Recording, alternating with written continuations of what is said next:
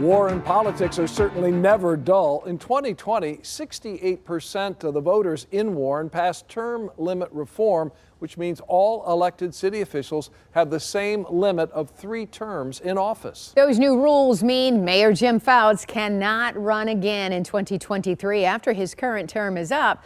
Now, despite voters' clear message on term limits in 2020, some recently tried to get those rules changed yet again. And it's how they went about it that's raising eyebrows. 7 investigator Heather Catallo has the story for us.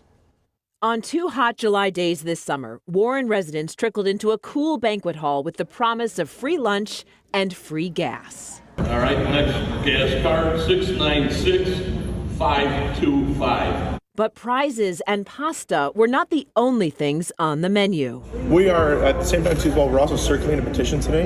Okay. This is for term limit reform for our Warren elected officials. This is the place term limit reform on the ballot for November. Our undercover cameras were rolling inside these public events after we got a tip that Warren City employees were helping to gather signatures for a new ballot proposal.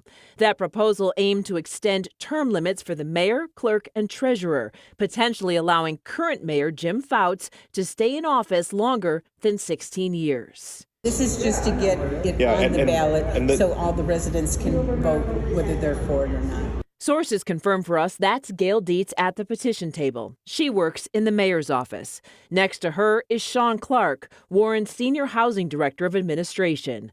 Also at the event, some city blight inspectors and the supervisor of the city's property maintenance division, Robert Scott. Warren Economic Development Director Tom Bomarito was also seen leaving the luncheon. Welcome, everybody. Our property maintenance, we feel is second to none. What I'd like you to do is listen to the mayor. He's going to come up here. This is our leader from the city of Warren. Mayor Fouts was the featured speaker at the event. All of you are my boss. The city council is not my boss. It's no secret Fouts and the city council have been at odds lately. They've taken each other to court at least 7 times. They're high-level people in City Hall. Patrick Green is the Warren City Council president. There's a line that should be bright between government work and campaigning, and they've done their best to erase it.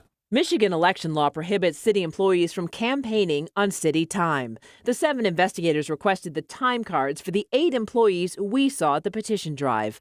They all asked for the day off, but several of the approvals were handwritten with no computerized date stamp to determine whether the employees put in for time before the event or after we requested the information. The time and attendance system is to control just the accountability of everyone.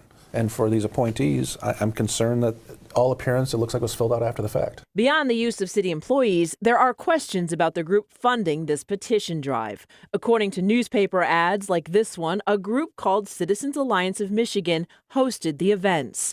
State of Michigan business records show Citizens Alliance is registered as a 501c4, a nonprofit that doesn't have to disclose who gives them money. 501c4 organizations become that black box that can obscure this origin of money. They're generally actually the primary source of dark money that gets into our elections. Simon Schuster is the former Michigan Campaign Finance Network director. Because there's no transparency in this situation, we don't know exactly who's benefiting from the donations given to it and even who's contributing to the nonprofit in the first place. Even though we can't see who's donating to the Citizens Alliance Fund, we can see where they've been spending their money.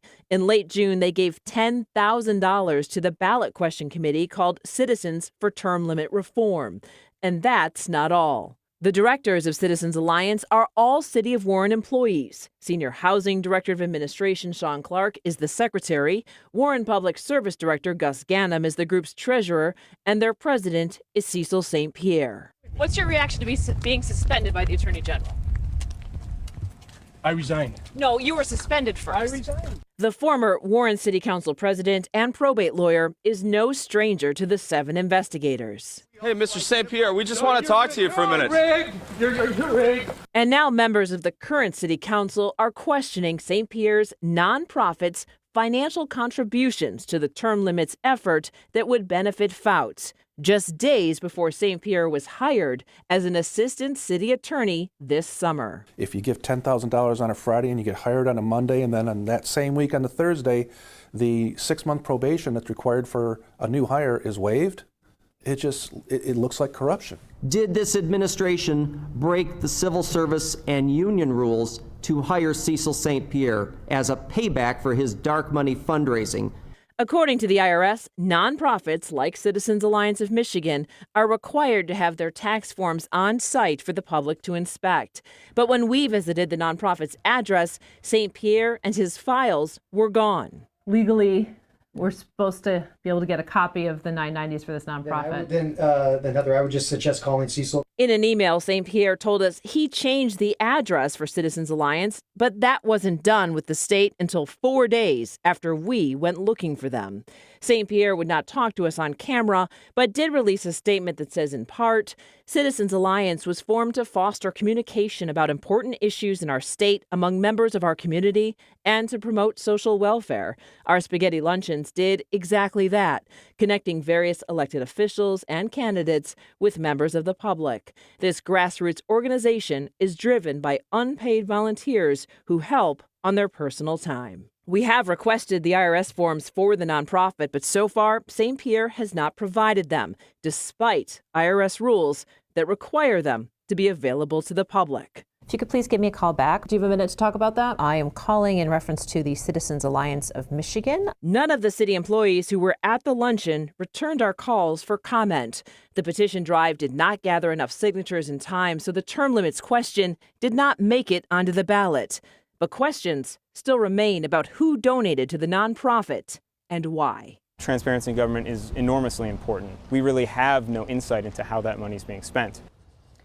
That was Heather Catallo reporting there. Now, Heather did speak with Mayor Fouts by phone. We asked him 5 times in that conversation to do an on-camera interview, but he declined, saying he doesn't know much about the nonprofit group, even though he has spoken at their events, as you saw in that video. He also said as long as his employees took the day off, he's fine with them working at the Citizens Alliance event.